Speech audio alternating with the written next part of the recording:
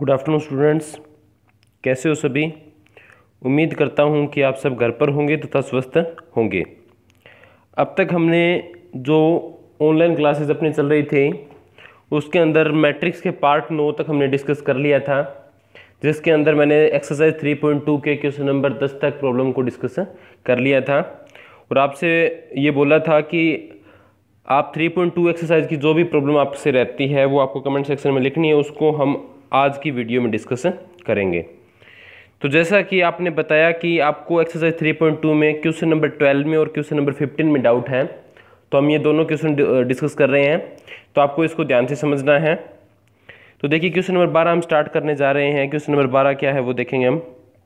Question number 12 के अंदर हम देखेंगे कि आपको स्टेटमेंट पढ़ते हैं। सबसे पहले एक मैट्रिक्स ए गिवन है। यदि मैट्रिक्स ए आपको गिवन है, इसकी एंट्रीज क्या है, 0, -10x/2, 10x/2 और 0। और ये क्या है, ये 2/2 क्रम का एक क्या है आपके पास मैट्रिक्स है। और आई आपको पता है आइडेंटिटी मैट्रिक्स होता है, वो 2/2 क्रम का अगर इकाई अवयव हो तो आपको प्रूव ये करना है कि i + a वो बराबर आएगा i - a into cos x - sin x sin x cos x। यानी ये जो मैट्रिक्स है इसको अगर आप i - a से मल्टीप्लाई करोगे तो ये i + a के इक्वल आएगा। ये आपको प्रूव करना है। तो इसके सॉल्यूशन के लिए हम देखते हैं कि दिया गया क्या है। सबसे पहले वो देखिए, आपको गिवन है मैट्रिक्स ए, वो मैंने यहाँ पे लिख दिया। दिया गया है मैट्रिक्स ए बराबर क्या दे रखा था आपको, इसकी एंट्रीज है 0, -10x/2, 10x/2 और 0। अब देखिए 10x/2 को हम एक बार क्या अज्यूम कर रहे हैं, स्मॉल टी अज्यूम कर रहे हैं।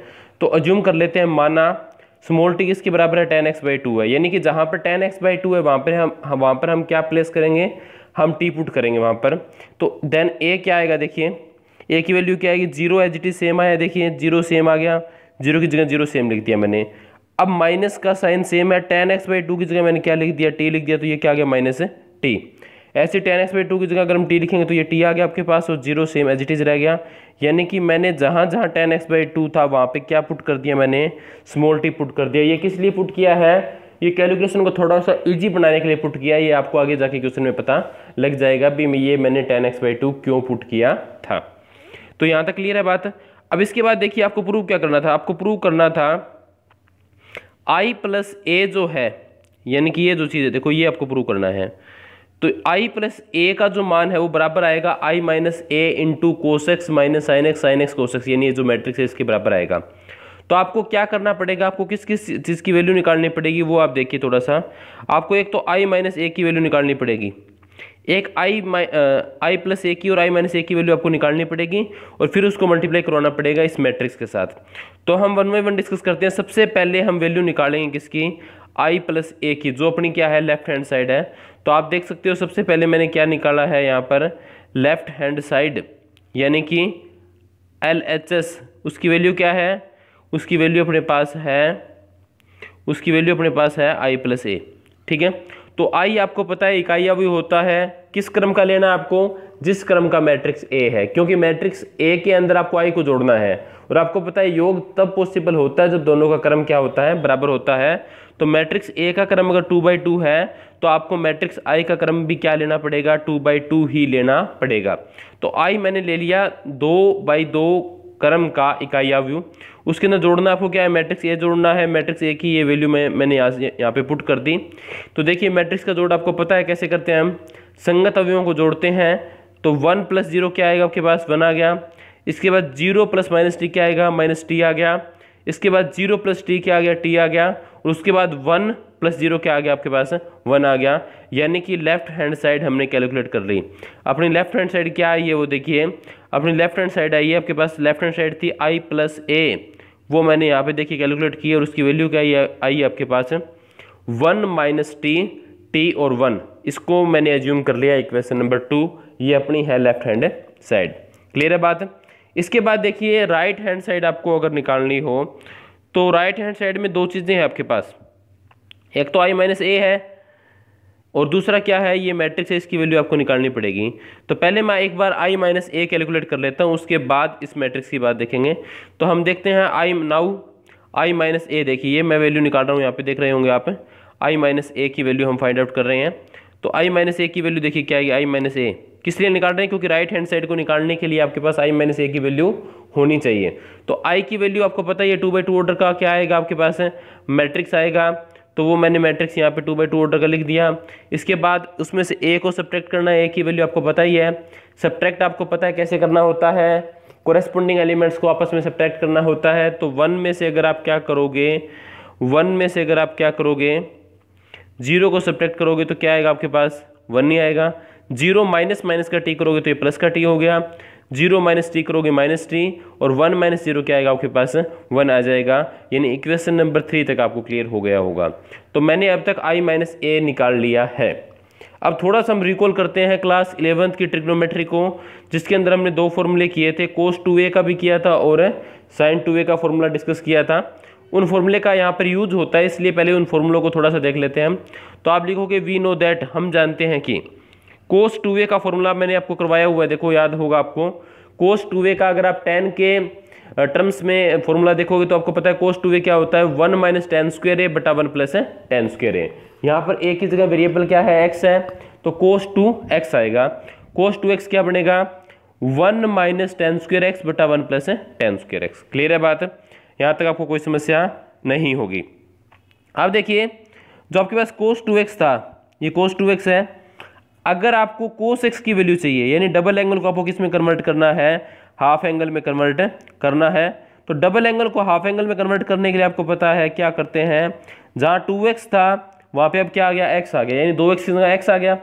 तो राइट हैंड साइड में भी क्या होगा, जहाँ x आएगा उसका हाफ हो जाएगा, क्या हो जाएगा, x/2। तो cos x का फॉर्मूला क्या बनेगा, 1 माइनस tan स्क्वायर एक्स बटा 2 बटा 1 प्लस tan स्क्वायर एक्स बटा 2। क्लियर है बात। अब इसके बाद देखिए आपने क्या जूम किया था ऊपर, आपको याद होगा आपने tan x/2 को क्या पुट किया हुआ है, t पुट किया हुआ है। यानी कि जहां पर tan x/2 आएगा वहां पर आप t रिप्लेस कर सकते हो। तो देखिए क्या बनेगा, cos x बराबर 1 माइनस tan स्क्वायर एक्स बटा 2 है, तो tan x बटा 2 की जगह t पुट करेंगे तो ये क्या बन गया, 1 माइनस टी स्क्वायर बटा 1 प्लस tan स्क्वायर एक्स बटा 2 यानी 1 प्लस टी स्क्वायर। यानी कि ये फॉर्मूला बन गया आपके पास किसका, cos x का। cos x का ये फॉर्मूला बढ़ता है कौन सा, cos x बराबर 1 माइनस टी स्क्वायर बटा 1 प्लस टी स्क्वायर। कोई समस्या यहाँ तक बताइए। अब इसके बाद देखिए हमें क्या करना है, अब मैं फॉर्मूला लगा रहा हूँ किसका, sin x का। sin 2a वाला फॉर्मूला देख रहे हैं, तो sin 2a आपको पता है tan की फॉर्म में क्या होता है, sin 2a का फॉर्मूला tan की फॉर्म में क्या होता है, वो होता है 2 tan a बटा 1 plus tan square x, 2 tan a बटा 1 प्लस tan स्क्वायर a। अब यहाँ पे a की जगह वेरिएबल क्या है, x है, तो sin 2x क्या आएगा, 2 tan x बटा 1 plus tan square x. Clear है बात। इसके बाद आपको फॉर्मूला निकालना है यहाँ पर sin x का। तो देखिए डबल एंगल को आप किस में कन्वर्ट कर रहे हो, डबल एंगल को आप किस में कन्वर्ट कर रहे हो, डबल एंगल को आप हाफ एंगल में कन्वर्ट कर रहे हो। तो राइट हैंड साइड में भी क्या होगा, राइट हैंड साइड के अंदर भी जो आपके पास डबल एंगल है वो किस में कन्वर्ट हो जाएगा, हाफ में हो जाएगा। तो 2 tan x था, x का आप क्या हो जाएगा, x/2। तो फॉर्मूला क्या बनेगा, 2 tan x/2 बटा 1 प्लस tan स्क्वायर x/2। तो अब देखिए आपके पास 2 फॉर्मूले बन गए, ध्यान से देखना, आपको 2 फॉर्मूले बना दिए मैंने। एक तो cos x का फॉर्मूला बना दिया 1 माइनस टी स्क्वायर बटा 1 प्लस टी स्क्वायर। दूसरा मैंने किसका फॉर्मूला बना दिया, दूसरा फॉर्मूला बना दिया मैंने sin x का। sin x का फॉर्मूला क्या है, 2t बटा 1 प्लस टी स्क्वायर। अब ये दो फॉर्मूले मैंने बनाए हैं, ये मैं यूज़ करूँगा, कहाँ पर यूज़ करूँगा, देखिए जो आपके पास क्वेश्चन में प्रूव करना था उसकी राइट हैंड साइड में आपको ये मैट्रिक्स दिया हुआ था, याद होगा आपको, राइट हैंड साइड में आपको ये मैट्रिक्स दिया हुआ था किसकी मल्टीप्लाई में, i माइनस ए के। तो इसकी वैल्यू हम निकाल रहे हैं, देखो ध्यान से। तो cos x की वैल्यू जो है वो हम कौन सी पुट करेंगे, वो ये पुट करेंगे। cos x की वैल्यू क्या आपके पास, 1 माइनस टी स्क्वायर बटा 1 प्लस टी स्क्वायर। क्लियर है बात। इसके बाद sin x की जो वैल्यू है वो हम कौन सी पुट करेंगे, sin x की वैल्यू पुट करेंगे हम ये वाली 2t बटा 1 प्लस टी स्क्वायर। इसलिए हमने ये चीज़ कैलकुलेट की थी, आगे समझ में। तो आपके पास जो मैट्रिक्स दिया हुआ था राइट हैंड साइड में वो क्या बनेगा, देखिए cos x minus sin x और cos x, ये क्या बन गया, देखिए ध्यान से। cos x की जगह वैल्यू आएगी 1 माइनस टी स्क्वायर बटा 1 प्लस टी स्क्वायर, ये वैल्यू मैंने यहाँ पे पुट कर दी। इसके बाद माइनस एज इट इज़ रहेगा, sin x की वैल्यू पुट कर दी मैंने ये वाली 2t बटा 1 प्लस टी स्क्वायर। फिर sin x की जगह मैंने ये वैल्यू पुट कर दी 2t बटा 1 प्लस टी स्क्वायर। फिर cos x की वैल्यू मैंने पुट कर दी इसके अंदर 1 minus T square divided by 1 plus T square. तो ये आपके पास मैट्रिक्स की वैल्यू बन गई। कौन से मैट्रिक्स की? जो मैट्रिक्स आपको क्वेश्चन में राइट हैंड साइड में दे रखा था। आप देखिए आप यहाँ पे ये जो मैट्रिक्स दे रखा था इसकी वैल्यू हमने निकाल ली। i माइनस ए की वैल्यू हमने पहले निकाल रखी है, तो i माइनस ए की भी वैल्यू आपके पास आ गई, इस मैट्रिक्स की वैल्यू भी आपके पास आ गई। तो अब करवाना क्या है राइट हैंड साइड के लिए? राइट हैंड साइड के लिए आपको इस i माइनस ए को इस मैट्रिक्स की वैल्यू से क्या करवाना है? मल्टीप्लाई करवाना है। तो वो ये हम करेंगे यहाँ पे देखो, नाउ राइट हैंड साइड अपने पास क्या थी? i माइनस ए और साथ में ये मैट्रिक्स आपको दे रखा था, ये matrix same as it is है, ये आपके पास राइट हैंड साइड है। अब देखिए i माइनस ए की वैल्यू इक्वेशन नंबर 3 से हम लिख सकते हैं। इक्वेशन नंबर 3 पे आप देख सकते हो i माइनस ए की वैल्यू अपने पास है।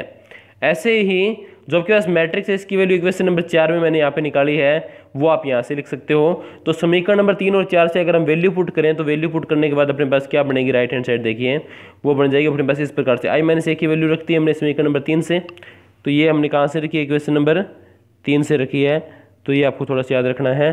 और इसकी वैल्यू, इस मैट्रिक्स की वैल्यू मैंने कहाँ से पुट की है? इक्वेशन नंबर 4 से पुट की है, तो वो वैल्यू मैंने यहाँ पे पुट कर दी। दोनों इक्वेशन से वैल्यू पुट करने के बाद देखिए अब आपके पास क्या है? पहला जो मैट्रिक्स है ये 2/2 ऑर्डर का मैट्रिक्स है, दूसरा मैट्रिक्स भी 2/2 ऑर्डर का मैट्रिक्स है। दो 2/2 ऑर्डर के मैट्रिक्स आपके पास, इन दोनों को करवाना है मल्टीप्लाई आपको करवाना आता है, आप इजीली मल्टीप्लाई करवा सकते हो। सबसे पहले मैट्रिक्स की पहली पंक्ति को दूसरे मैट्रिक्स के पहले स्तंभ के साथ मल्टीप्लाई करवाना है, तो वो हम करवा रहे हैं, देखना ध्यान से। इस 1 को करवाएंगे इसके साथ, तो क्या आएगा? 1 माइनस टी स्क्वायर बटा 1 plus T square, 1 minus T square, देखिए ध्यान से 1 माइनस टी स्क्वायर बटा 1 प्लस टी स्क्वायर। क्लियर है बात? फिर इस टी को मल्टीप्लाई करवाओगे इसके साथ, तो क्या आएगा? 2t स्क्वायर बटा 1 प्लस टी स्क्वायर आएगा। फिर मैंने एलसीएम ले लिया, एक साथ ही कर दिया मैंने। एलसीएम लेंगे तो क्या आएगा? 1 प्लस टी स्क्वायर, एलसीएम आ गया, ऊपर क्या बचेगा? 1 minus T square plus 2t square. इसी प्रकार मैंने सेम मल्टीप्लाई करवाया आगे तक, तो मल्टीप्लाई करवाने के बाद आपको ये मैट्रिक्स मिलेगा, ईजिली आप मल्टीप्लाई करवा सकते हो। अब देखिए क्या होगा आगे? 1 minus T square plus 2t square था यहाँ पर आपके पास, इसके अंदर क्या है? 1 minus T square plus 2t square है, तो क्या बचेगा? ऊपर 1 प्लस टी स्क्वायर बचेगा, अपॉन 1 प्लस टी स्क्वायर पहले से ही है, तो ये आ गया, यहाँ तक समझ में आ गया। इसके बाद देखिए माइनस का 2t है, प्लस का t है, माइनस 2t प्लस t, तो क्या बचेगा? माइनस का t बचेगा, यानी यहाँ से वैल्यू लिख रहा हूँ मैं, देखो क्या बचेगी? माइनस t बचेगा, माइनस का t की क्यूब बचेगा, और अपॉन में सेम रहेगा 1 प्लस टी स्क्वायर। क्लियर है बात? अब ऊपर देखिए माइनस टी कॉमन आएगा, माइनस टी अगर आप कॉमन लेते हो तो माइनस टी कॉमन आ गया, देखिए यहाँ पे देखिए माइनस टी आ गया कॉमन, 1 प्लस टी स्क्वायर बटा 1 प्लस टी स्क्वायर। क्लियर है बात? सेम ऐसे ही इसके अंदर करोगे आप तो प्लस का टी कॉमन आएगा, सेम यहाँ पे करोगे तो 1 प्लस टी स्क्वायर बटा 1 प्लस टी स्क्वायर ही आएगा। अब देखिए क्या क्या चीज़ें कैंसिल होती है वो हम देखेंगे, यहाँ पर कौन कौन सी टर्म्स कैंसिल होती हैं। अब देखिए फर्स्ट टर्म के अंदर तो 1 प्लस टी स्क्वायर से 1 प्लस टी स्क्वायर आपस में कैंसिल हो जाएगा, इसकी वैल्यू कितनी आ जाएगी? 1 आ जाएगी। क्लियर है बात? सेकंड के अंदर क्या है? 1 प्लस टी स्क्वायर से 1 प्लस टी स्क्वायर कैंसिल करेंगे तो सिर्फ क्या बचेगा? Minus T. फिर 1 प्लस टी स्क्वायर से 1 प्लस टी स्क्वायर कैंसिल करेंगे तो क्या बचेगा? प्लस का टी। 1 प्लस टी स्क्वायर से 1 प्लस टी स्क्वायर कैंसिल करोगे तो क्या बचेगा? प्लस का 1 बचेगा। इस प्रकार से आपके पास राइट हैंड साइड आपको मिलती है ये जो आपके पास मैंने इक्वेशन नंबर 5 में लिख रखी है। अब देखिए इक्वेशन नंबर 2 पे चलते हैं हम दोबारा। इक्वेशन नंबर 2 अपनी क्या थी? LHS थी। LHS की वैल्यू क्या आई है? 1 माइनस टी प्लस 1। क्लियर है बात? अब इक्वेशन नंबर 5 पे चलते हैं। RHS क्या है? 1 माइनस टी और 1, यानी कि समीकरण नंबर 2 से और समीकरण नंबर 5 से आप लिख सकते हो कि जो LHS है वो एक बराबर है किसके? RHS के है, और यही हमें प्रूव करना था। इंपॉर्टेंट क्वेश्चन है, उम्मीद करता हूँ कि आपको समझ में आ गया होगा। इसके बाद देखिए नेक्स्ट क्वेश्चन नंबर 15 की बात अगर हम करें, मैट्रिक्स ए आपको गिवन है। यदि मैट्रिक्स ए बराबर क्या है? Cos alpha sine alpha minus sine alpha cos alpha, यानी ये आपको दे रखा है, तो सिद्ध करना है कि ए की पावर एन का मान क्या आएगा? Cos n alpha sine n alpha minus sine n alpha cos n alpha, जहाँ एन एक धन पूर्णांक है। पूर्णांक का मतलब इंटीजर है, धन का मतलब पॉजिटिव इंटीजर है, यानी कि आप नटसल यही कह सकते हो धन पूर्णांक का मतलब यही है कि वो नेचुरल नंबर्स की बात कर रहा है, यानी कि यहाँ पे एन जो बिलोंग करता है वो बिलोंग करता है कैपिटल एन में। क्लियर है बात? धन पूर्णांक किसने बात की? तो धन पूर्णांक को आप नेचुरल नंबर बोल सकते हो, यानी कि प्रत्येक नेचुरल नंबर के लिए आपको ये सिद्ध करना है कि ए की पावर एन के बराबर ये चीज़ें होगी। अब देखिए 11th क्लास के अंदर चैप्टर नंबर 4 था आपके पास। 11th क्लास के अंदर चैप्टर नंबर 4 की हम बात करें, चैप्टर नंबर 4 था PMI, याद होगा आपको। PMI का मतलब प्रिंसिपल ऑफ मैथमेटिकल इंडक्शन, गणितीय आगमन का सिद्धांत। उस थ्योरी से हम इस क्वेश्चन को डिस्कस करेंगे। और गणितीय आगमन सिद्धांत के अंदर आपको पता है कि 3 स्टेप होते हैं। गणितीय आगमन सिद्धांत के अंदर कितने स्टेप होते हैं? 3 स्टेप होते हैं। स्टेप नंबर फर्स्ट हम करते हैं n बराबर 1 के लिए। उसके बाद स्टेप नंबर सेकंड पे चलते हैं, हम अज्यूम करते हैं कि दिया गया क्वेश्चन क्या है, आपके पास दिया गया स्टेटमेंट क्या है, सत्य है किसके लिए? n बराबर m के लिए। और लास्ट स्टेप नंबर थर्ड होता है जिसके अंदर हम प्रूव करते हैं, हम सिद्ध करेंगे कि दिया गया कथन n बराबर m प्लस 1 के लिए सत्य होगा। तो इसी बेसिस पे हम ये चीज़ें प्रूव करेंगे। आपको प्रूव क्या करना है? आपको प्रूव करना है कि a की पावर n की वैल्यू ये होती है, ये हमें सिद्ध करना है। क्लियर है बात है? सभी नेचुरल नंबर के लिए। तो गणितीय आगमन का सिद्धांत यूज करते हुए हम स्टार्ट करते हैं। सबसे पहले n बराबर 1 के लिए देखेंगे। n बराबर 1 के लिए चेक करेंगे क्या दिया गया कथन सत्य है या फिर नहीं है। तो देखिए n बराबर 1 के लिए स्टेप फर्स्ट कर रहा हूँ मैं यहाँ पे। तो जहाँ पे आपको n दिखाई देता है वहाँ पे आप क्या पुट करोगे? 1 पुट करोगे। तो a की पावर 1, a की पावर 1 आपको पता है क्या होता है? a ही होता है। और राइट हैंड साइड में अगर हम n की वैल्यू 1 पुट करते हैं तो क्या आएगा? Cos alpha, sine alpha, minus sine alpha और कोस अल्फा। और ये a की वैल्यू आपको मिली है किसके लिए? जब आप n बराबर 1 के लिए चेक कर रहे हो a की पावर n को, और a की वैल्यू आपको क्वेश्चन में दे रखी है। अब आप ध्यान से देखना कि जो a की वैल्यू क्वेश्चन में दे रखी है और जो आपको मिली है, क्या दोनों वैल्यू में कोई अंतर है? दोनों वैल्यू आप देखते हो कि दोनों वैल्यू आपस में क्या है? समान है। इसका मतलब n बराबर 1 के लिए दिया गया कथन क्या होगा? सत्य होगा। अतः दिया गया कथन n बराबर 1 के लिए सत्य है। क्लियर है बात? यानी एटलीस्ट n बराबर 1 के लिए तो हमने प्रूव कर दिया। अभी n का मान अगर आप 1 रखते हो नेचुरल नंबर में से, तो उसके लिए ये चीज़ क्या होगी आपके पास? सत्य होगी।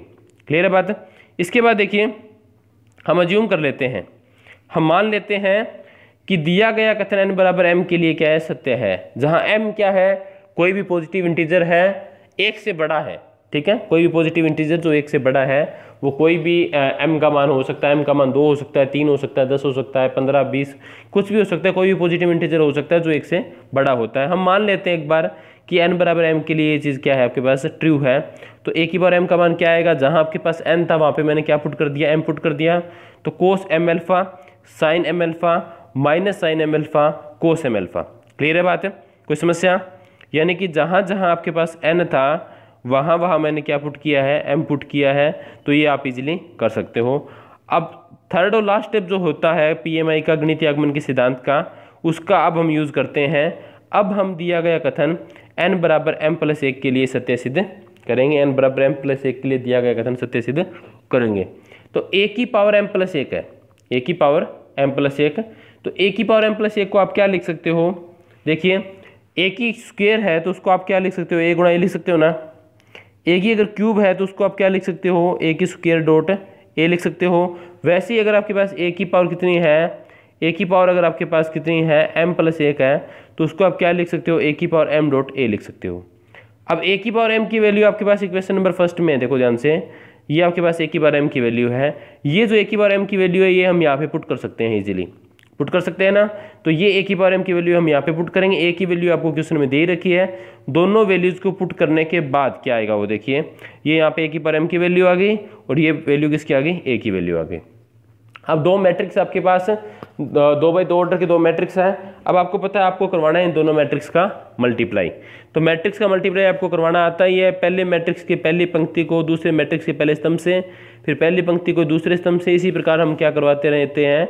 मल्टीप्लाई करवाएंगे। तो मल्टीप्लाई करवाने के बाद देखिए क्या आएगा? कोस m alpha into cos alpha. Clear है बात? फिर इसके बाद plus sign m alpha into minus sine alpha है, तो बाहर निशान किसका आ जाएगा? माइनस का। क्लियर है बात? ऐसे ही पहली पंक्ति को दूसरे स्तंभ से करवा लोगे, दूसरी पंक्ति को पहले स्तंभ से, दूसरी पंक्ति को दूसरे स्तंभ से मल्टीप्लाई आप करवा लोगे। क्लियर है बात? अब इसके बाद 11th क्लास की ट्रिग्नोमेट्री को दोबारा हम याद करते हैं। फॉर्मूला होता है कोस a प्लस बी का, cos a plus B. Cos a plus B क्या होता है आपको पता है?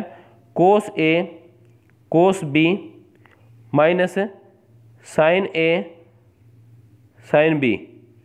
Cos A cos B minus sine A sine B, ये वैल्यू किसकी होती है? कोस ए प्लस बी की वैल्यू होती है। तो cos A cos B minus sine A sine B. Clear है बात? तो यहाँ पे हम रखेंगे तो कोस ए प्लस बी बनेगा, यानी कोस ए का मान क्या है? एम एल्फा, बी का मान क्या है? एल्फा। तो cos M alpha plus alpha. समझ में आई है नहीं बात? इसके बाद देखिए यहाँ पे क्या फॉर्मूला लगेगा आपके पास? फॉर्मूला होता है 11th क्लास में आपने पढ़ा होगा साइन ए प्लस बी का, साइन ए प्लस बी। साइन ए प्लस बी क्या होती है? Sine A cos B plus cos A sine B. Clear है बात? ये आपके पास फॉर्मूला होता है। तो यहाँ पे देखिए ए की जगह तो आपके पास है एम एल्फा कोस ए और बी की जगह है alpha cos A cos B plus sign A sine B. तो ये फॉर्मूला आपको लगाना है इसके अंदर। तो ये क्या बनेगा आपके पास है? ये बनेगा आपके पास है, देखिए ये बनेगा sine M alpha plus alpha. अब इसमें मैंने माइनस कॉमन निकाल दिया, दोबारा वही चीज़ बनी है sine A cos B plus cos A sine B. तो sine M alpha plus alpha दोबारा बन गया और लास्ट के अंदर cos A cos B minus sine A sine B दोबारा आ गया, तो cos M alpha plus alpha आ गया। तो इस स्टेप तक आपको समझ में ये क्वेश्चन आ गया होगा। अब देखिए ब्रैकेट में क्या है आपके पास, एम एल्फा प्लस एल्फा था, इसमें से अगर आप एल्फा कॉमन लेते हो तो ये क्या बनेगा? कोस एम प्लस एल्फा बनेगा। फिर sine M alpha plus alpha है तो साइन एम प्लस एक इंटू एल्फा बनेगा। फिर यहाँ से आप एल्फा कॉमन लेते हो तो साइन एम प्लस एक इंटू एल्फा बनेगा। फिर कोस एम प्लस एक इंटू क्या बनेगा आपके पास? एल्फा बनेगा। यानी एल्फा मैंने कॉमन ले लिया हर एक स्टेप के अंदर। तो देखिए आपको प्रूव क्या करना था, आपको ये क्वेश्चन प्रूव करना था कि ये जो कथन है वो n बराबर m प्लस एक के लिए सत्य होगा। यहाँ हम m प्लस एक लेके चले थे और राइट हैंड साइड में जहाँ जहाँ आपके पास n था वहाँ आपको क्या प्रूव करना था? m प्लस एक लेके आना था। क्या आपने वो काम कर दिया? वो आपको चेक करना है। तो आप देख सकते हो इजीली कि राइट हैंड साइड में जहाँ जहाँ आपके पास n था क्वेश्चन में वहाँ आपके पास आपकी बार क्या है? m प्लस एक है। यानी कि आपने जो दिया गया कथन है वो किसके लिए सत्य सिद्ध कर दिया? n बराबर m प्लस एक के लिए सत्य सिद्ध कर दिया। अतः दिया गया कथन n बराबर m प्लस एक के लिए सत्य है। अतः PMI से, अतः गणितीय आगमन के सिद्धांत से दिया गया कथन n बराबर, दिया गया कथन for all n belong to capital N के लिए क्या होगा आपके पास? सत्य होगा। वो हम यहाँ पर प्रूव। अब क्वेश्चन ये रहता है कि अगर हमने तीन चीज़ यानी n बराबर एक के लिए क्वेश्चन को प्रूव कर दिया, n बराबर m के लिए प्रूव कर दिया, n बराबर m प्लस एक के लिए प्रूव कर दिया, तो इससे हर एक नेचुरल नंबर के लिए सत्य कैसे हो गए ये हमें थोड़ा सा देखना है, समझना है ध्यान से। तो देखिए हमने यहाँ पे तीन स्टेप किए हैं। सबसे पहला स्टेप हमने ये चेक किया था, सबसे पहले चेक किया था, सिद्ध भी किया था कि कथन है वो n बराबर एक के लिए ट्रू है या नहीं है, यानी सत्य है या फिर नहीं है। वो आपने चेक कर लिया कि n बराबर एक के लिए तो ये चीज़ सत्य है। उसके बाद आपने एक कंडीशन बनाई थी, आपने एज्यूम किया था, आपने माना था कि कथन n बराबर m के लिए क्या है? सत्य है। कथन n बराबर m के लिए सत्य है, ये आपने माना था। और सिद्ध क्या कर दिया? n बराबर m प्लस एक के लिए सत्य है होगा। तो देखिए क्या है आपके पास है? m मैंने आपको बताया था कोई भी नेचुरल नंबर है जो एक से बड़ा है। तो ये दो स्टेटमेंट एक साथ मिलाकर ये बताती है कि अगर कोई कथन n बराबर m के लिए सत्य है तो वो m प्लस एक के लिए भी सत्य होगा। यानी अगर कोई कथन n बराबर एक के लिए सत्य है तो वो एक प्लस एक यानी दो के लिए भी क्या होगा? सत्य हो जाएगा। फिर अगर कोई कथन दो के लिए सत्य है तो दो प्लस एक यानी तीन के लिए भी क्या हो जाएगा? सत्य हो जाएगा। ऐसे ही अगर कोई कथन n बराबर चार के लिए सत्य है तो चार प्लस एक यानी कि पाँच के लिए भी क्या हो जाएगा? सत्य सिद्ध हो जाएगा। और इसी प्रकार आप ये कह सकते हो कि दिया गया कथन हर एक नेचुरल नंबर के लिए क्या होगा? सत्य होगा। और यही हमें क्वेश्चन के अंदर क्या करना था? प्रूव करना था। और इस प्रकार अपनी एक्सरसाइज 3.2 कंप्लीट हो जाती है, जिसके अंदर सारी प्रॉब्लम हमने डिस्कस कर ली। अब RBSE बोर्ड की बुक के अकॉर्डिंग सिर्फ विविध प्रश्न आपकी बचती है जो हमने अभी तक डिस्कस नहीं की। उसके लिए आपके लिए होमवर्क रहेगा कि आप उसके सारे क्वेश्चंस को ट्राई करोगे। जो क्वेश्चन आपकी डाउट में रहते हैं, जो क्वेश्चन आपसे सोल्व नहीं होते हैं, वो क्वेश्चन आप कमेंट सेक्शन में जरूर मेंशन करोगे, तभी वो क्वेश्चन हम अगली वीडियो में डिस्कस कर पाएंगे। आप पहले उनको ट्राई कीजिए, क्योंकि बेसिक्स आपको करवा दिया, 3.1 और 2 एक्सरसाइज आपको करवा दी। तो जो आपके पास विविध प्रश्नमाला होती है वो प्रैक्टिस के लिए होती है। मैथ जो आपकी सब्जेक्ट है वो कंप्लीटली बेस्ड होती है प्रैक्टिस के ऊपर। जितना आप खुद से प्रैक्टिस करोगे, जितना आप खुद से क्वेश्चन को सोल्व करोगे, उतना ही आपके अंदर कमांड और कॉन्फिडेंस आता रहेगा। इसलिए पहले आप खुद ट्राई कीजिए। अगर आपसे सोल्व नहीं होता है तो प्लीज कमेंट सेक्शन में जरूर मेंशन कीजिए। हम उन प्रॉब्लम को नेक्स्ट वीडियोज में डिस्कस कर लेंगे। अपनी स्टडी को यूं ही जारी रखिए। बहुत बहुत धन्यवाद। Thank you so much.